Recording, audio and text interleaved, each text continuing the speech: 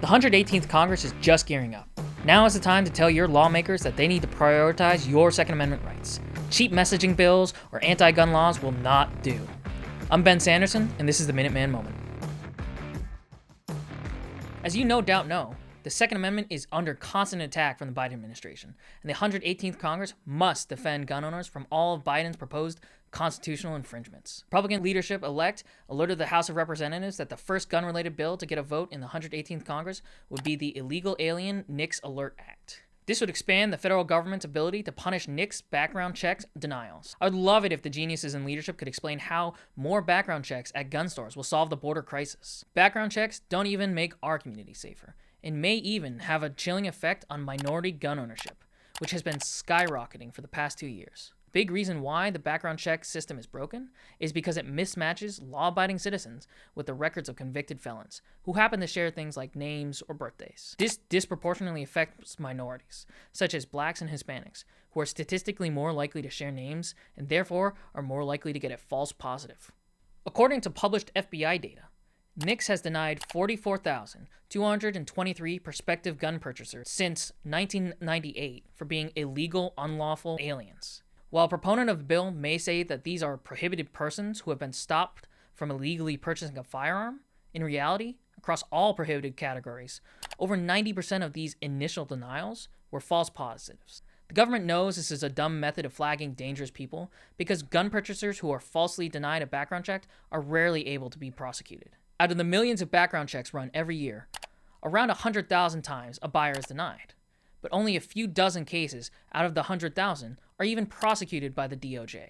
In fact, the DOJ deems these cases not appealing to judges and juries from a public safety standpoint. When taken to trial, background check denial cases often result in juries refusing to convict these individuals or jury nullification. GOA members want to see minority access to firearms protected and the badly broken National Instant Criminal Background Check System, NICS, repealed, not hyper-enforced.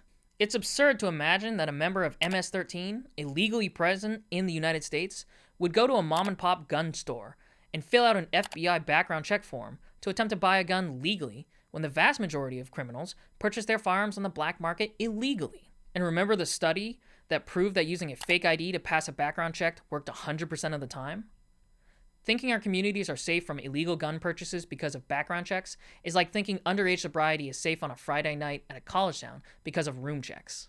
On the other hand, the brokenness of the background check system and recent increase in minority gun ownership suggest that many minorities are falsely denied their Second Amendment rights every year. So it's not so hard to imagine the FBI denying a gun purchaser their background check because they share a name or a birthday with a person in the Department of Homeland Security database. Under the Illegal Alien NICS Alert Act, law-abiding American citizens would not only be denied their Second Amendment rights, but also be reported to ICE for deportation. This bill is an attempt at distraction by House leadership from the major issues regarding immigration and the border, and it will not solve any of them. Congress will not fix this ongoing border crisis by expanding the FBI's enforcement of NICS denials. Instead, this legislation would legitimize a system that punishes American citizens wishing to exercise their Second Amendment rights.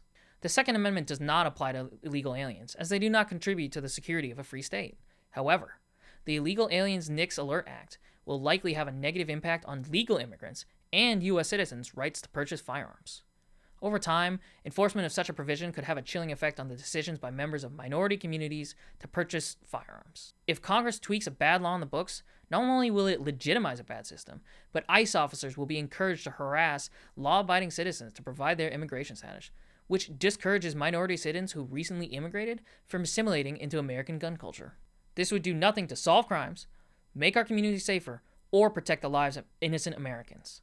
Gun owners will not be taken for granted while Congress uses our constitutional rights as a bargaining chip for other issues like immigration. To truly support the Second Amendment and maintain the support of our members who exercise their rights every day, Gun Owners America is calling on the 118th Congress to fight for the following legislative items. Pass the National Concealed Carry Reciprocity Act and stop anti-gun states from flaunting the Supreme Court's affirmation of the right to bear arms in public for self-defense. Deregulate suppressors so that gun owners can better protect their homes without having to worry about hearing damage for themselves or their family. Pass the No Registry Rights Act to eliminate ATF's illegal, searchable, and centralized near billion record registry. Pass a joint resolution of disapproval for the ATF's upcoming ban on 40 million lawfully owned pistols. Eliminate the underlying restrictions on short-barreled firearms that Biden has weaponized with this latest rule, and instead pass the Stop Harassing Owners of Rifles Today Act, or the SHORT Act. Stop allowing gun control and supposed must-pass legislation, and instead use these bills as a vehicle to restore the Second Amendment, to defund the ATF's ability to infringe on the Second Amendment, and to repeal the 12 gun control items that were in December's $1.7 trillion omnibus. These legislative agenda items are crucial to protecting the Second Amendment from long-standing and new Biden infringements. If this new House majority wants to impress gun owners, they should try listening to their priorities like the things I just listed. Hit the link in the description to send a message to your House representative, telling them what you think is worth prioritizing. I'll see you next time on the Minuteman Moment.